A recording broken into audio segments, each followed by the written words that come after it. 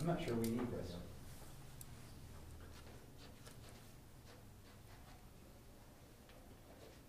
Okay. So Alright, maybe. long discussion. Yeah. That's okay, it's Well, good, it all right. takes a while to visualize. Yeah. Is everybody in agreement? Does somebody still think we need it and just need to modify it?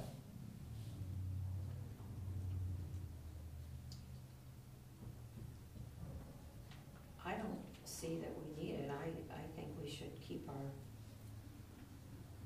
with the horizontal look, and I think we should cut down the maximum square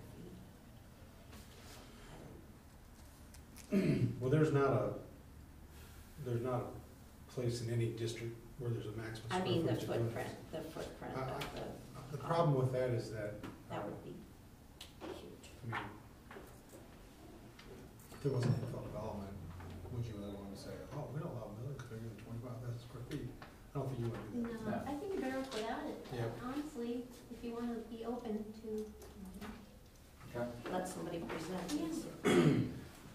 All right, page 89. Transparency. The only thing I changed there was,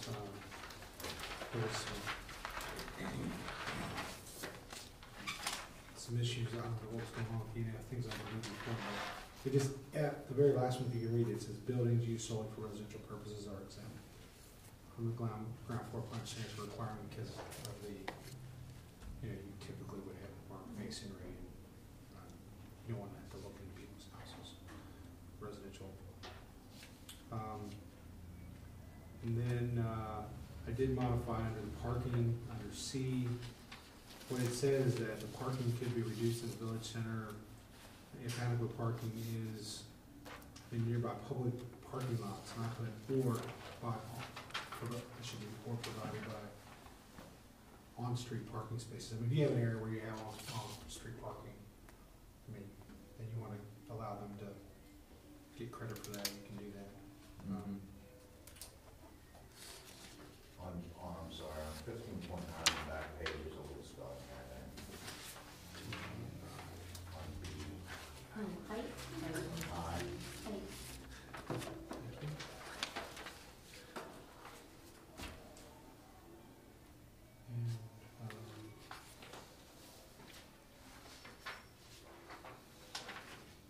I had changes on 1513, just the small changes indicating, it just said, this previously said public entrances to commercial offices shall only be located on the facade facing Main Street. Now what I said is, because you could have secondary locations, it's just saying the primary public entrance to commercial office buildings shall be located on the facade facing Main Street.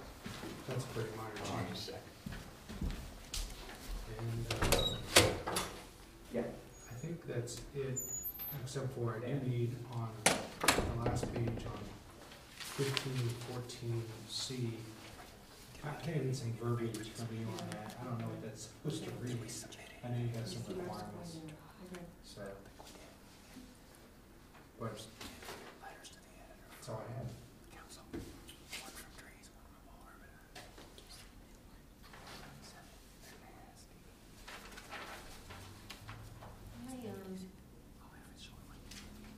I hate to go backwards, but I'm still thinking over this front yard setback and looking at other buildings in the district. And, I think I mentioned that the community building was like 38 foot setback, I don't remember what I was but for the community building, that is 40 feet back. And these buildings are about 30, what is this, 55? This one is 31 feet, so we do have some significant setbacks here. I think the church and the school are like 20 and maybe 24. And the Presbyterian church, or whatever it is also significantly set back as well. I'm not sure where their setback is. Is this the side yard or is this the? Well, this is the front yard. It's corner lot. Yeah, it's a corner lot, so I don't know which is the front yard. It has two front yards.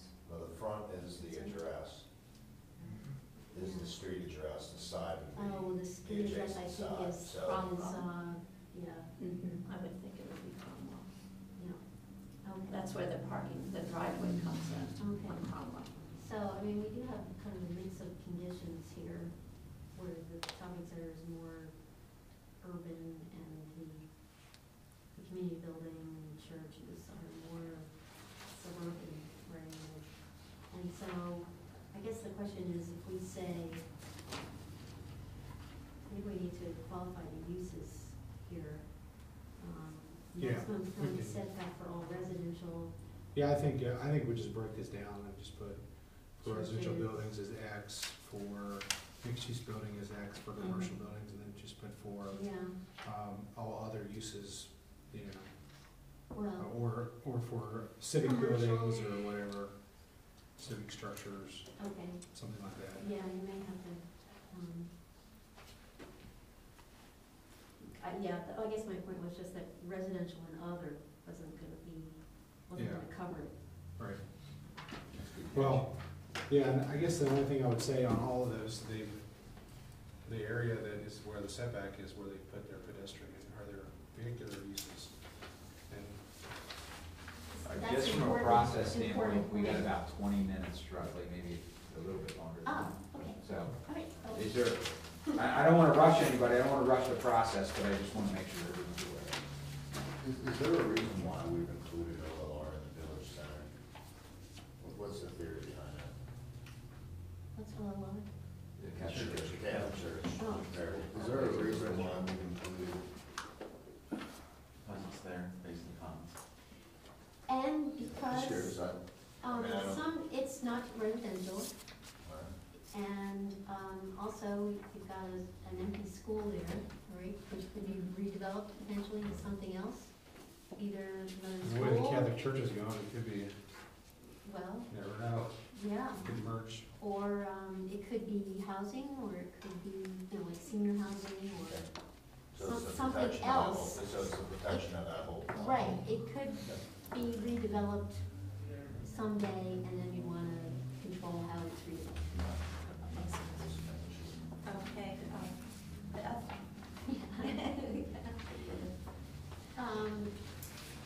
Well, all I did was to take the leftover items that we discussed on the checklist for the Certified Local Government Program and plug them into the rules and procedures, or rules and regulations.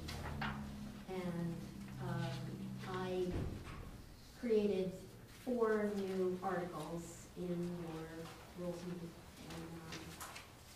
one of them is Article 3 for members.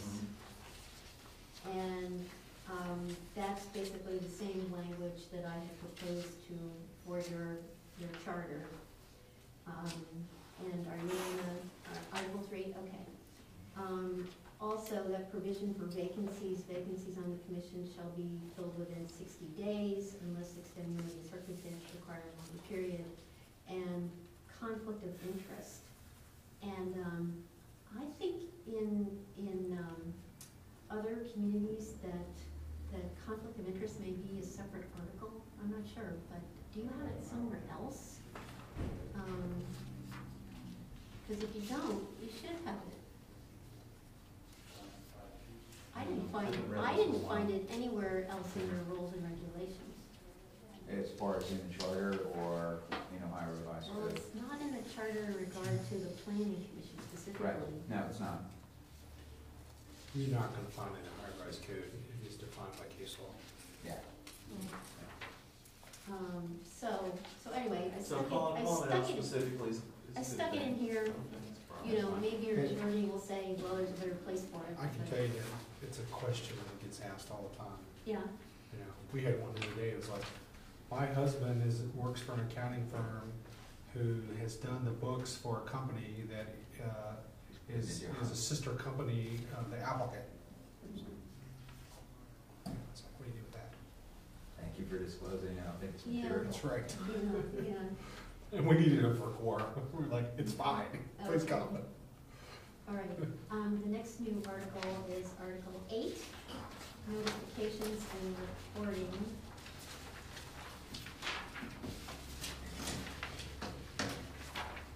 And,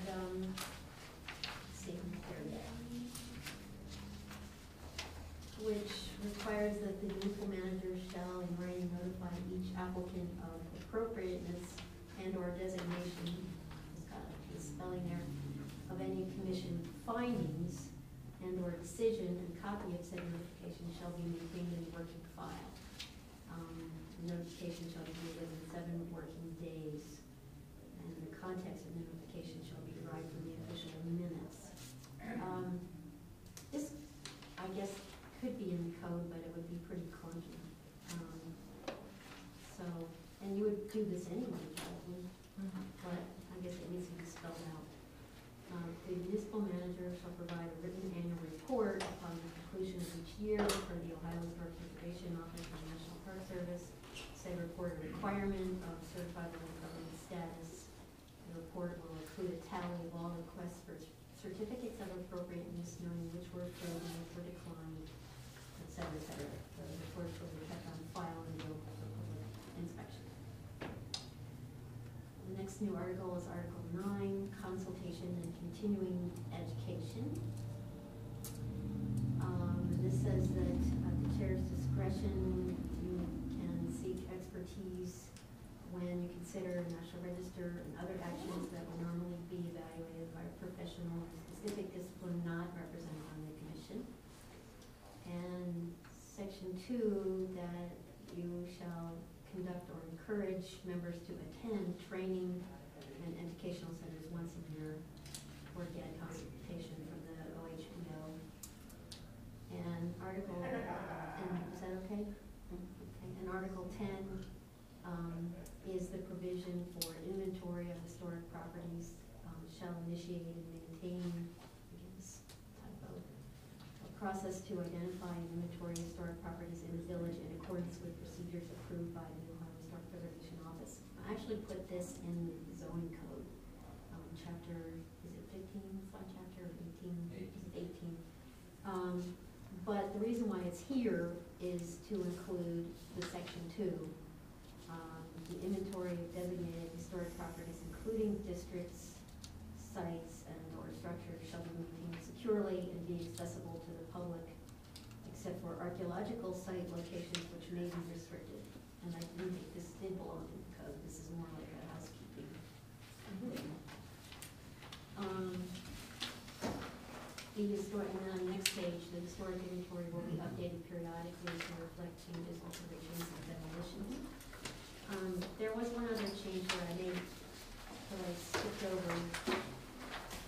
In Article 5, and the very last paragraph, I added a sentence at the end. The written minutes of the commission shall be, and this is the section that has to do with the municipal manager and or secretary, and the secretary's duties. And it's just to add that the minutes will be kept on file, available for public inspection. The secretary shall also prepare a written report and a report of commission activities, cases, decisions, special projects, and qualifications of the members, which shall be kept on file and available for public inspection. And this was the best place that I could find for that. But again, I'm ready to find a better. And we've added this section to help us with our process with CLG. Yes. Yeah, I mean, that's the rationale behind all of these. Right, okay. Changes. I want to make sure that one was also, okay. Yep, okay. All right. Are we, are we ready at a place where we can approve both documents as they stand, and? I don't know Or that you do need we- to approve anything, I do we think. need to? I think we mean, need a the motion to changes- send it to legal counsel next, right? As it is, But with the changes you're implementing you've done a tonight. couple of changes that you. I've got a little bit of work to do, but not much. But, I need to incorporate Beth's, right, pieces but I into think it. we're probably a place where we can submit it to council and have them. With the changes. Does it go to council or legal? You mean first? legal counsel? Legal counsel. Oh, okay. Council, S-E-L. Not We're going to CIL. meet again, Todd can just make his changes and then. I'll make the changes, incorporate Beth's Okay. pieces into the code, and we'll have a Do draft. we have any idea how long it takes? Or how long do we wanna give Not long. Wood Landing? I mean, my piece of it, Well, no, how long do we wanna give Wood Landing to Oh. review? That's the question. that's Is it what- 30 days? Well, if you give them 30 days, they'll take 30 days. Yeah. Yeah, I don't. I mean, I want them to do a good job, I don't want them to rush through something. Yeah, I mean, But we don't, what would probably be good is that, both you and I probably separately to provide kind of a, here's what we've done, here's what we've added to the code, here's what's new. Okay. And I can do the same thing for the zoning piece of it. Quite frankly, you know, they were encouraging us to scrap things as we do. So, I think they're gonna be okay with it, but I don't know how long they're gonna need, quite frankly. Why don't we just ask them? Say, Here it is, what they, here it is. We'll see Jeff Well, tonight. and they're just gonna review the changes. They're not gonna review everything, they're just gonna review what you've They will, changed or added. we changed everything. yeah, it's had a lot of Well, changes. it's- No, No, we no, changed everything. Everything's changed, stuff's in the second, so Yeah, we've it'll been have to be switching around. reviewed, it'll have to be reviewed. I mean, when you adopt this ordinance, you're gonna repeal. The old. The The old- whole money back and adopt a new one. Okay, so, do we need official action to send this off? I don't believe- I mean, that's up to you. You guys do it I and mean, I think we're, just, make do a, it. I got a letter here from the United States Department of the Interior. What's it say? It says, thank you for your recent letter and requesting National Historic Landmark, Greenhills Historic District consideration as National Historic Landmark. Designate preliminary review usually takes 2 or 3 months, blah, blah, blah, given this people for review. This could take, where does it say, in years? Oh, no. 3 to 5 years, typically takes between 3 to 5 years for a property to be designated as a National Historic Landmark. Review our website, et cetera, et cetera. Webinars, they've got the names of a historian, an architectural historian who've been assigned to review the property, Is it Linda McClellan? Barbara Wyatt and Oh. Roger Reed. They will respond to your inquiry letter within the next 3 months by January 24th, 2012. They'll also contact you directly if they have any questions as they conduct their research. Signed Alexandria and Lord, Branch Chief, NHLP. Oh. There you go, so the process, let's begin. Now, no matter how long it takes, we gotta start the process. And we've got the process started. There we go. Can I have a copy of that letter at your convenience to put as a part of the official Yeah, minutes? sure, I'll make a copy. We can just send it. there was one other item on the agenda, and that was, how to address the recreational vehicles. We have, Are we going we're to? gonna, when we talked previously, and this is why I put this on the agenda, we think that there are 2 issues that we're gonna have public comment on that might be spirited, which is fine, it's good, we wanna know what the public thinks. How to address recreational vehicles and how to balance preservation with development. And so, actually, I think the RV one is easier. I think we put it in, we call it out, we hear the comments of the community, and we either, Go forward or don't go or forward. you Or yank go it, somewhere. or you modify it, or you right, leave it in. yes, I think that's the easier of the 2 issues. Yeah. So that's my comment on that one, and I'm not, I just called out the preservation balance with development. Actually, I But think this- we pretty much defined, But, we but, have a good but definition. listen, at this point, I actually think there's gonna be more discussion probably about the RV issue. Definitely. Because you're proposing regulations. With the historic stuff, you're saying, if you do local districts, here's how they're gonna be regulated. When you go to do a district, that's when you're Then gonna have. this. Yeah, well, that's why. Okay. That's my- That's why we need to, That's during true. during the public hearing process, we need to understand what that is. And actually, you know, at the journal dinner, that was the question. You know, what will this mean? What will this do to us? What will this do to us? What will historic districts or historic designation of local areas, buildings mean to the property owner? So that's gonna be, I think there's gonna be, I it's not gonna be as, probably loud it still didn't exist. Yeah, I think this is a great opportunity for communication. Okay, how do we want to address? Well, I don't think we have anything to address right now. I think when we get to the public hearing phase, after we have the legal review, that's when we start. Okay, So, you know, do we meet again in December to at least set a schedule for the public hearing? If we don't have legal review that? Or do we, I think as soon as the legal review's done, well, here's what, I guess what I'm thinking is, I think it's gonna depend on what they tell us. yeah, If there's a bunch of changes and they're really then we have significant, to work it. but if it's little tweaks So here and do we there, schedule a meeting in December, I think it'd be, it's hard to Or say do we without wait? knowing. or do we wait? Till we get the My review back? suggestion is you talk to council, see how long it's gonna take to get the review, and if they say, well, depending on what they say, the schedule it then, after you know how long they're gonna have it. So if you say to them, Can we stick at least a fork in the sand, second week in January, for example? or in December, I don't. Well, if you schedule a meeting for the, like, the first Tuesday in December, you can just cancel it, if you don't have anything. Well, I'm just, you know, the first Tuesday in December, Oh, oh, you know, whatever. You're already gonna be having a meeting that night. Yeah, we've already got one meeting. What do we do now? I'd rather plan to have a meeting when there's not another meeting, so we're not Rushed on feeling it. like, oh, we haven't got a time. You know. Okay. Do you wanna do the 13th? December, December 13th? I'm the fine. Tuesday night? Are you good with the Tuesday night? No. December 13th. 7 o'clock? Okay. 7 p.m. everybody? What time? 7.